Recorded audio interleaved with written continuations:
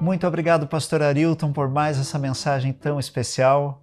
Bom dia, meu querido amigo que nos acompanha no programa Encontro com a Vida. Esta manhã de terça-feira estamos começando um novo dia, animados para as atividades que com certeza o Senhor já de antemão está disposto a ajudar você para que você tenha um bom desempenho no teu trabalho, para que você esteja protegido aonde quer que você vá. O Senhor está desejoso de te acompanhar neste dia de uma maneira muito especial. Nós temos alguns telespectadores que enviaram os seus pedidos de oração e este é o momento especial de nós intercedermos, de nós clamarmos a Deus, nos unirmos em oração neste que é um momento muito especial que com certeza nos edifica, nos leva para mais perto de Deus. E a Luana Cristina diz: agradeço a Deus por mais essa manhã que Ele nos concede. Agradeço pela vida e por todas as bênçãos. E peço oração por mim, minha vida espiritual, financeira. Também peço oração pelo meu filho Guilherme, para que ele volte para a igreja, e também o meu marido. Eu retornei aos caminhos do Senhor e desejo que a minha família volte também. Nós somos todos adventistas. Por favor, orem por mim e por minha família. Luana, com certeza esse teu desejo de que toda a família, de maneira completa, esteja buscando ao Senhor, adorando, congregando junto, que bênção é isso! E com certeza o Senhor está desejoso de lhe conceder. Que a pessoa do Espírito Santo esteja atuando no coração desses seus familiares e que eles sintam cada dia mais o desejo de voltarem-se para os braços do Senhor. Para todos vocês que colocaram os seus pedidos nesta manhã, eu gostaria de compartilhar uma promessa maravilhosa da palavra do Senhor, que se encontra no Salmo 34 e o verso 8. E o texto diz assim: ó, provai e vede que o Senhor é bom. Bem-aventurado o homem que nele se refugia. E, claro, podemos incluir a todos aqui, né? Bem-aventurado aquele que se refugia no Senhor. E é interessante o desafio que o texto faz. Prove e veja, o Senhor é bom. Esteja disposto a buscar ao Senhor. Seja atento à sua voz. Procure seguir os seus caminhos e você vai desfrutar de toda a bondade do Senhor. Pense nisso, nesse momento. E nós vamos orar a Deus pedindo suas bênçãos para este dia. Ore comigo, aí onde você estiver, vamos buscar ao Senhor em oração. Ó Senhor, nosso Deus, nosso Pai Todo-Poderoso, muito obrigado, Senhor, por mais este dia. Obrigado, Senhor, pelo privilégio de nós termos a Tua Palavra para nos orientar e nos motivar a nos voltarmos para Ti, Senhor. Obrigado pelo privilégio de orarmos. A nossa humilde voz é elevada ao céu e o Senhor, do Teu trono de graça, o Senhor nos ouve. E a palavra de Deus, ela nos convida a provar e ver que o Senhor é bom. Ó Pai querido, que cada uma dessas pessoas que mencionamos aqui, seus familiares, com suas histórias, com a realidade peculiar de cada um, que cada um deles possa ter essa certeza: o Senhor é bom. Sê bondoso, Senhor, para com elas, atende o pedido delas e de todos os nossos demais telespectadores que nos acompanham, aqueles que acompanham também pelas redes sociais. Ó Pai querido, atende, abençoe a cada uma dessas pessoas para esse dia e todos os dias de suas vidas, e assim suplicamos em nome do nosso Senhor Jesus. Amém, Senhor. Muito bem, querido amigo, querida amiga, chegou agora o momento de juntos estudarmos a Bíblia aqui no programa Encontro com a Vida. Como você sabe, nós estamos numa série muito especial sobre o livro do Apocalipse. Todos os dias uma porção. E na sexta-feira também estudamos o Apocalipse, mas não aqui dos nossos estúdios. A gente estuda lá da ilha de Anhatomirim. E você tem acompanhado aí, né, todas as sextas-feiras, o estudo a partir dessa ilha.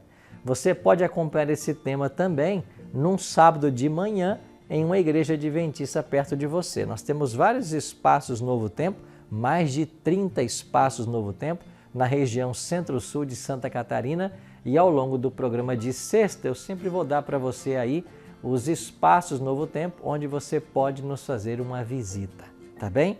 escolha o endereço mais próximo da sua casa e venha nos visitar. Sábado, 3 da tarde, a gente tem aqui na Rádio Novo Tempo de Floripa o programa interativo, também tratando do tema do Apocalipse. Todo sábado, 3 da tarde, você pode sintonizar. E no domingo à noite, você pode procurar uma igreja adventista mais perto de você, porque nessa região centro-sul de Santa Catarina, todas as nossas igrejas, domingo à noite, estão tratando do tema do Apocalipse. E você é o nosso convidado.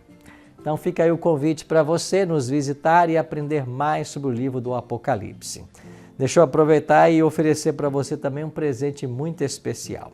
Eu estou falando dessa revista aqui, ó, Apocalipse. Os temas que estamos estudando aqui, eles estão também nessa revista. E se você quiser receber essa revista impressa em casa, sem nenhum custo, você que mora no estado de Santa Catarina, nós temos um presente para você. Basta você dizer assim, eu quero a revista, e mandar sua mensagem para o nosso WhatsApp 48 3281 3075. Repetindo, 48 3281 3075. Essa revista é um presente para você. Você não paga nada por ela e você pode ter aí para você nos acompanhar todos os dias. Tá bem? Vamos então ao nosso tema de hoje. Eu já falei dos locais onde eu estarei presencialmente? Não, né? Para você agora não, vou falar agora. Então eu quero convidar você não apenas para estudar o Apocalipse comigo aqui no programa, mas também de forma presencial, você que mora aqui em Santa Catarina. Então todos os domingos você é o meu convidado, porque eu estou lá na Igreja Adventista Universitária. A nossa igreja fica na Avenida César Seara, número 303. Todos os domingos às 8 da noite eu estou lá. O bairro é Carvoeira. Então você que mora no bairro Carvoeira, nos bairros vizinhos, você é o meu convidado. Todo domingo à noite, 8 da noite, eu estou lá na Igreja Adventista Universitária. Você que mora no continente, o convite é para terça-feira. Todas as terças, às 8 da noite, eu estou aqui no bairro Barreiros. Você vai se encontrar comigo ao lado dos nossos estúdios aqui. Temos um lindo auditório aqui na rua Gisela, número 900. Põe aí na sua agenda. Terça-feira, 8 da noite, o encontro é aqui na rua Gisela, número 900, no bairro Barreiros. E nas quartas-feiras, o estudo presencial acontece no Colégio Adventista de Itajaí. Você que mora na cidade de Itajaí, cidades vizinhas, você é o meu convidado para o Colégio Adventista de Itajaí, que fica no centro da cidade. O endereço é a Rua Brusque 228. Quarta-feira, 8 da noite, é o momento que a gente tem ali para juntos estudarmos a Palavra de Deus. Pega a sua Bíblia agora e vamos ao tema de hoje. Antes, porém, de avançarmos no tema, a gente sempre faz aqui uma oração, né? Hoje vamos estudar sobre Apocalipse capítulo 6. Será uma introdução ao tema dos 7 selos, que começa no capítulo 6 e só vai terminar em Apocalipse 8:1. E hoje nós já vamos estudar o primeiro selo, o Cordeiro abrindo o primeiro selo. Mas antes de entrarmos então nesse tema, eu queria convidar você para nós orarmos mais uma vez, pedindo a bênção do Senhor para o estudo que nós vamos ter agora. Tá bom? Ora comigo? Nosso Pai querido, muito obrigado pela chance de estarmos juntos mais uma vez para estudarmos o livro do Apocalipse. O Senhor nos prometeu que todos aqueles que estudassem esse livro teriam uma bênção especial, uma bem-aventurança. Nós queremos ser bem-aventurados, nós queremos ser felizes. Por isso, nos ajuda abrindo nossa mente à compreensão e o nosso coração à aceitação da Tua palavra. Oramos em nome de Jesus. Amém. Muito obrigado por ter orado comigo. Vamos então ao tema de hoje. Hoje vamos estudar em Apocalipse a abertura do primeiro selo e temos aqui uma breve introdução a esse assunto tão especial. Bem, em Apocalipse capítulo 6 nós temos a abertura de 7 selos. Agora, esses 7 selos, eles são abertos em 2 etapas. Na primeira etapa, o Cordeiro, que é Jesus, abre 4 selos. Na segunda etapa, o Cordeiro, que é Jesus, abre 3 selos. Então, os 7 selos são abertos em 2 etapas. Essas etapas diferem em forma e pessoa, e você vai entender por que há essa diferença na abertura desses selos. Bom, a abertura de cada um dos 4 primeiros selos nos leva à cena de um cavaleiro. E hoje você vai aprender sobre os 4 cavaleiros do livro do Apocalipse. Já ouviu essa expressão? Os cavaleiros do Apocalipse? Pois bem, ela se refere aos 4 primeiros selos do capítulo 6. Quando cada selo é aberto, nota-se um cavalo de uma cor diferente. Nós vamos entender hoje o que significam esses cavaleiros, esses cavalos. Ao passo que a abertura dos 3 últimos selos, que não são cavalos, nos conduzirão a um tempo chamado tempo do fim. Então, os primeiros 4 selos falam de períodos da história da igreja cristã, de acontecimentos que teriam nesse momento, e os últimos 3 selos, eles são abertos falando da aproximação do tempo do fim. Esse é o tema que nós vamos estudar. O 5º e o 6º selos estão separados do 7º pelo interlúdio do selamento dos santos. Nós vamos analisar essa sessão mais à frente. Mas então no capítulo 6, nós temos ainda a abertura do 5º e do 6º selo, nós temos o capítulo 7 de Apocalipse e o 7º selo será aberto no capítulo 8. É por isso que Apocalipse 7 é também chamado de um capítulo parentético, porque ele está como um parêntese entre o 6º selo e o 7º selo. E você vai entender mais à frente o porquê dessa separação. Aqui nós vemos então no início de Apocalipse 6, 1 a 8, a abertura dos 4 primeiros selos e à medida que Cristo, que é o Cordeiro, como eu já falei, abre os 4 primeiros selos, João observa 4 cavalos e seus cavaleiros entrando em cena. O primeiro cavalo é branco, o segundo é vermelho, o terceiro é preto e o 4º é amarelo, pálido. Algumas Bíblias vão dizer, algumas versões do Apocalipse vão dizer um cavalo pálido. Nós iremos entender o que representam esses cavalos, suas cores e esses cavaleiros, e passo a passo vamos interpretando o código profético que é o livro do Apocalipse. À medida que esses cavaleiros caminham, avançam, galopam, o evangelho do reino está sendo pregado a todas as nações da terra. Então, a abertura desses selos está falando da ação de Deus na história, em prol de seu povo, em prol de salvar seu povo. São juízos que são anunciados, mas com um propósito, a redenção do ser humano. Por isso, o objetivo desses juízos é despertar o povo de Deus e conduzi-lo ao arrependimento. Deus é justiça, mas também é misericórdia. E quando Deus envia juízos à terra, são juízos de misericórdia, para advertir o seu povo, levá-lo ao arrependimento e à mudança de vida. Infelizmente, quando chegarmos em Apocalipse capítulo 16, tema que nós ainda veremos aqui no programa, você vai aprender sobre 7 pragas que serão derramadas sobre a terra. Essas 7 pragas são juízos divinos, mas estes não são juízos para arrependimento. São apenas juízos de punição, uma vez que eles cairão no momento em que todas as pessoas terão tomado sua decisão, em prol da salvação ou rejeitando a salvação. E como você já sabe, todos nós temos um céu a alcançar e um inferno a evitar. Por isso, a necessidade de preparo.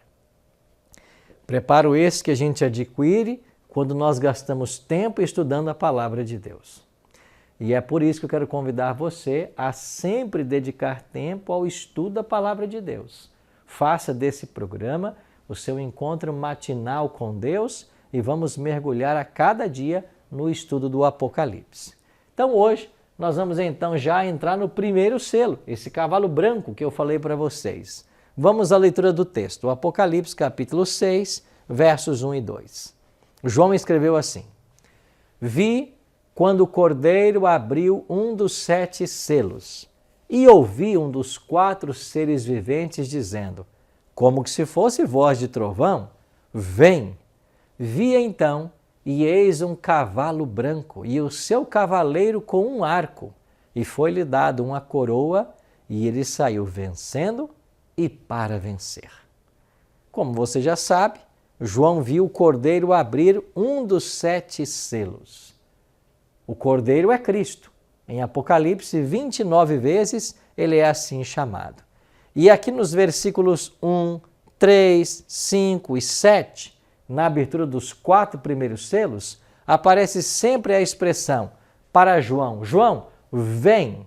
Então é uma convocação aos 4 cavaleiros para que eles se apresentem para uma ação. Então o ser vivente diz, vem, e os cavaleiros vêm. Eles vêm galopando, cavaleiros e cavalos. E eles trazem então uma ação que vai acontecer na história da humanidade. Então os selos devem ser entendidos de maneira simbólica e não literal. Não é um cavalo literal, não é um homem que cavalga um cavalo literal, mas eles são tipológicos, simbólicos. Eles representam algo que o Apocalipse mesmo vai desvendar. É por isso que no Apocalipse, sem nenhuma exceção, o branco sempre se refere a Cristo e os seus seguidores e nunca é usado em referência às forças do mal. Quer ver uma prova disso? Segundo George Led, ele diz assim, o Cristo exaltado no Apocalipse tem cabelos brancos como a lã, os fiéis receberão uma pedra branca com um nome escrito, os fiéis estão vestidos de roupas brancas, os 24 anciãos estão de vestidos brancos, os mártires receberão roupas brancas, há uma multidão inumerável de roupas brancas em Apocalipse capítulo 14, ou seja, o branco é associado sempre a Cristo e ao seu povo. Então, esse cavalo branco, ele é uma alusão ao povo de Deus. Essa é a primeira verdade que nós temos que entender. As referências contextuais do Antigo Testamento para essa imagem do cavaleiro com um arco está em Abacuque 3 e Salmo 45. Ali Deus é apresentado como cavalgando com um arco em suas mãos. Então, esse que cavalga o cavalo branco só pode ser Cristo. E ele vem com o arco na mão e, como diz o texto, ele vem vencendo e para vencer. O cavaleiro é chamado fiel e verdadeiro. É o Cristo vitorioso, com muitas coroas de vitória. Então Cristo venceu Satanás, Cristo venceu a morte, ele pode ser o Salvador de todos nós e agora ele aparece cavalgando esse cavalo. Então o primeiro cavalo que surge é um cavalo branco, o seu cavaleiro chama-se fiel e verdadeiro, ele tem um arco em sua mão e ele saiu vencendo e para vencer. O que significa esse primeiro cavalo branco? Como nós podemos entender? Quando o cordeiro abre o selo, vem esse cavalo branco com a voz de trovão, diz vem, o cavalo vem, e ele tem um arco na mão, foi-lhe dado uma coroa, saiu vencendo e para vencer. Bom, essas expressões, elas nos levam à igreja do primeiro século. Você vai se lembrar que quando estudamos aqui as 7 igrejas, nós aprendemos sobre 7 períodos proféticos.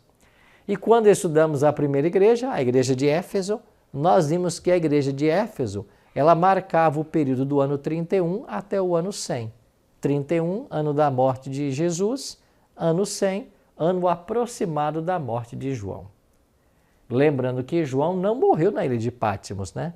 Ele recebeu lá a revelação do Apocalipse, depois João é liberto da prisão, ele vai para Éfeso e é na cidade de Éfeso que ele vai morrer, já em ditosa velhice. João é o único dos discípulos que não foi martirizado. Claro, com exceção de Judas, que tirou sua vida, né? Mas todos os outros 10 foram martirizados. João teve a sua vida preservada até o fim, especialmente para que ele escrevesse o que Deus queria que ele escrevesse. E entre as cartas e o Evangelho, também um livro do Apocalipse, que ele recebeu revelação na ilha de Patmos enquanto prisioneiro. Então, esse cavalo branco, ele está em paralelo com a igreja de Éfeso. e também corresponde ao período de Éfeso. Ou seja, esse cavalo começa no ano 31 com a morte de Cristo e vai até aproximadamente o ano 100, o ano da morte de João. Por que o cavalo é branco? Porque o branco na Bíblia é também símbolo de pureza e fidelidade. A igreja do primeiro século tinha nos seus bancos como membros e líderes Pedro, Paulo, Tiago, Filipe, Tomé. Olha quem eram os líderes. É por isso que era uma igreja vitoriosa. Essa igreja ela começa no evento da cruz e depois vem o evento do Pentecostes. E quando o Espírito Santo é derramado, milhares de pessoas se convertem. A igreja subiu de 3.000 no dia de Pentecostes, logo para 5.000 membros. E segundo alguns estudiosos, nós chegamos a ter no primeiro século 6 milhões de cristãos. 6 milhões de cristãos. Você entende por que esse cavalo branco? Uma igreja pura, uma igreja vitoriosa. Como diz a expressão do cavaleiro, saiu vencendo e para vencer. Na obra A Vinda do Consolador, na página 127, falando desse período, o autor ele traz uma menção bem interessante. O autor diz assim: sem dinheiro, os crentes derrotavam o poderio das riquezas ao seu redor. Sem escolas, eles confundiam os letrados rabis. Sem poder político ou social, mostraram-se mais fortes que o sinédrio. Não tendo um sacerdócio, desafiavam os sacerdotes e o templo. Sem um soldado sequer, eram mais poderosos que as legiões romanas. E foi assim que eles fincaram a cruz acima da águia romana. Citação poderosa, né? Edwin Leroy Froome é o autor dessa obra. Que coisa tremenda! Liderados pelo Espírito Santo, a igreja cristã desse período, representada pelo cavalo branco, tem Cristo montado nesse cavalo, levando avante sua igreja. Ele tem na mão um arco símbolo de batalha, de vitória. E na carta é dito para nós, ele saiu vencendo e para vencer. Que privilégio deve ter sido viver o período desta igreja, né? É por isso que os apóstolos são chamados colunas da igreja. Que privilégio foi para esse momento especial dos cristãos, quando eles viram o nascer da igreja cristã e o avançar dessa igreja, cumprindo aquela ordem que Jesus havia dado lá em Mateus 24:14, ide por todo o mundo e pregai o evangelho a toda criatura. Sim, este cavalo branco, ele fala da igreja desse período. Ele fala do primeiro século, das vitórias que o cristianismo teve e de como a palavra de Deus foi disseminada em todo o planeta. Depois você lê com atenção o que Paulo escreveu em Colossenses 1:23. Paulo diz lá que o evangelho do reino foi pregado a toda criatura debaixo do céu, do qual eu, Paulo, me tornei ministro, apóstolo. Isso mesmo, o evangelho atingiu toda criatura debaixo do céu. O mundo foi evangelizado até o ano 67. Por que, pastor, ano 67? Porque é o ano da morte de Paulo. E antes que ele morresse, ele escreveu, o evangelho foi pregado a toda criatura debaixo do céu. Aí vem uma questão interessante que você talvez esteja se perguntando. Pastor, Jesus não falou em Mateus 24:14 que quando o evangelho fosse pregado o fim viria? Se foi pregado nos dias de Paulo, não era então para ter vindo o fim? De fato era, e o fim veio. Só que para aquela geração, o fim não era a volta de Jesus, mas a destruição de Jerusalém, que veio 3 anos depois da morte de Paulo, exatamente no ano 70. É por isso que em Mateus capítulo 24, quando Jesus faz o discurso profético, ele mescla eventos da destruição de Jerusalém com os eventos na proximidade da sua volta. Então, toda vez que você ler esse discurso profético de Jesus, que aparece em Mateus 24 e também em Lucas 21, se lembre, Jesus está mesclando 2 acontecimentos, a destruição de Jerusalém no ano 70 e a sua volta agora em nossos dias. Então, esse cavalo branco falou das vitórias do Evangelho, como o Evangelho alcançou o mundo inteiro. As verdades bíblicas foram pregadas, o mundo foi evangelizado e para aquela geração veio o fim. E qual foi o fim? A destruição de Jerusalém. Não é esta a igreja do sonho, não é esta a igreja que nós buscamos ter, a igreja de Atos capítulo 2? Essa igreja de Atos capítulo 2 era a igreja vitoriosa. Desde a morte de Cristo no ano 31 até o final do primeiro século, ano aproximado da morte de João, esta era a igreja dos sonhos, a igreja do cavalo branco. Agora, por que era a igreja dos sonhos? Porque eles se apegavam à palavra de Deus. Eles amavam a Bíblia, os ensinos que Cristo havia deixado. Os apóstolos ensinaram outros, que ensinaram outros, e assim a palavra de Deus foi sendo disseminada. É por isso que eu digo, somente um retorno à palavra de Deus poderá nos levar à vitória sobre as forças do mal. O grande problema do cristianismo moderno é que nós nos afastamos do ideal divino, ideal este visto na igreja de Éfeso, visto no período do primeiro selo, quando o cavalo branco entra em cena, uma igreja vitoriosa que vencia as forças do mal. Por quê? Porque eles estavam apegados à palavra. Você sabe que outro dia eu estava em São Paulo e o meu domingo pela manhã estava livre e eu pensei, eu vou visitar alguma igreja hoje. E eu fui para uma igreja que não era uma igreja adventista, de onde eu sou pastor.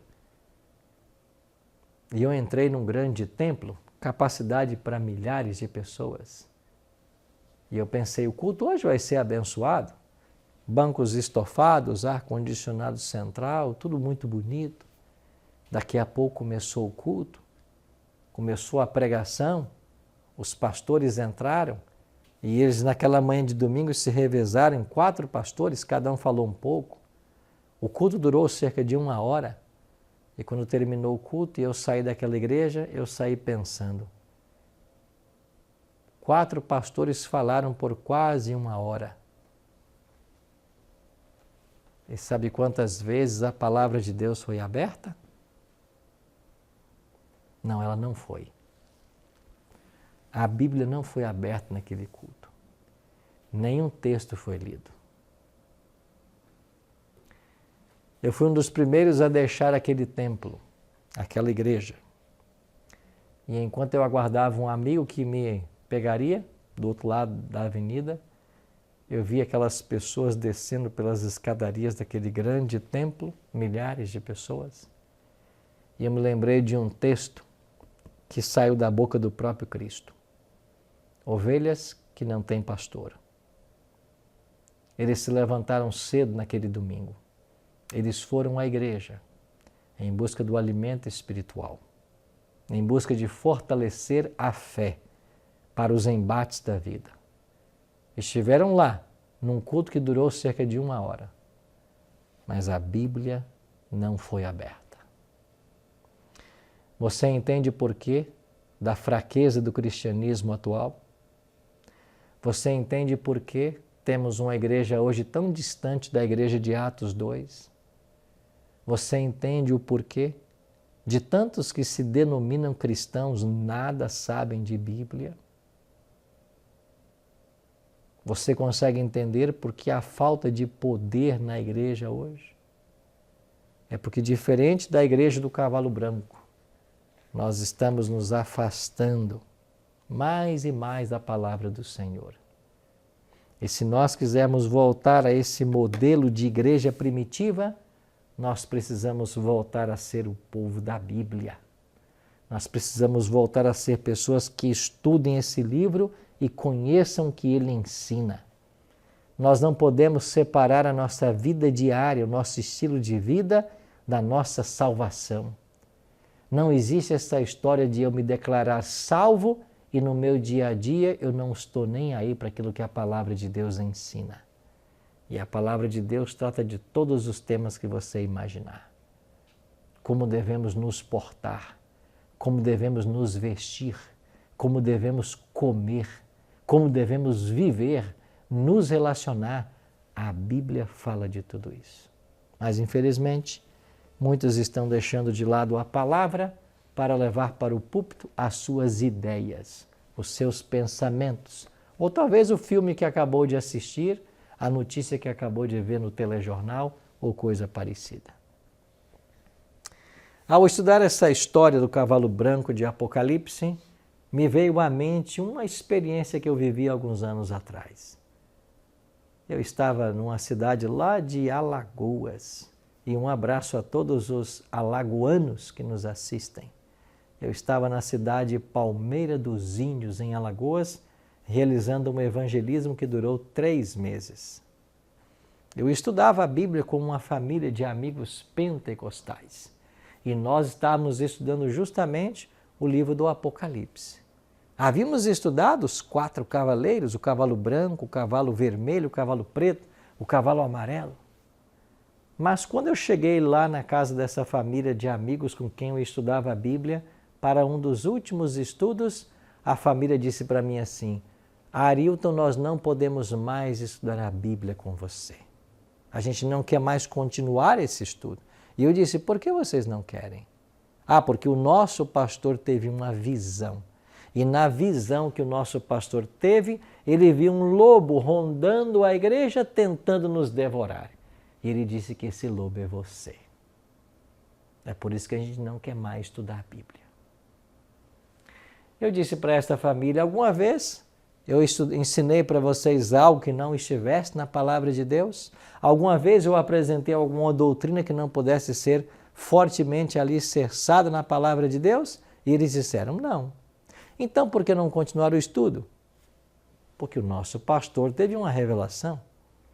E é claro que eu entendi a situação, porque essa família amava o seu pastor, já eram membros dessa igreja há 10 anos. Eu disse para eles então: vocês poderiam fazer apenas mais uma gentileza e me deixar voltar aqui só mais uma vez? Eu volto mais uma vez, faço um último estudo e depois não volto mais. E eles concordaram. Eu fui para casa naquele dia e na próxima terça-feira seria o último estudo com aquela família. Avisei aí alguns amigos, pedi que eles orassem comigo em prol dessa família, em prol do que estava acontecendo. E na terça-feira seguinte voltei para aquele que seria o último estudo com essa família. E quando lá cheguei nessa casa, a família já estava reunida e uma das filhas disse para mim assim: quem teve agora um sonho foi eu. E eu queria contar para o senhor o sonho para que o senhor desse a interpretação. Eu disse: olha, eu não sei interpretar sonhos, mas eu acredito que se Deus deu para você um sonho, certamente Ele já deve ter dado para você também o significado. E eles me contaram. Ela disse: eu vi no meu sonho e vinha em nossa direção, a minha família estava reunida e vinha em nossa direção um cavalo branco. E é claro que eu me lembrei desse cavalo branco. Só que sentado no cavalo não estava o homem com o arco, estava você, Arilton. E quando esse cavalo se aproximou e você sentado no cavalo, apareceu um anjo do lado da minha família e disse para mim assim: esse homem tem a verdade. Esse homem tem a verdade. E ela disse para mim assim: é por isso que eu e a minha família, nós queremos seguir a Igreja Adventista, queremos ser batizados nessa igreja.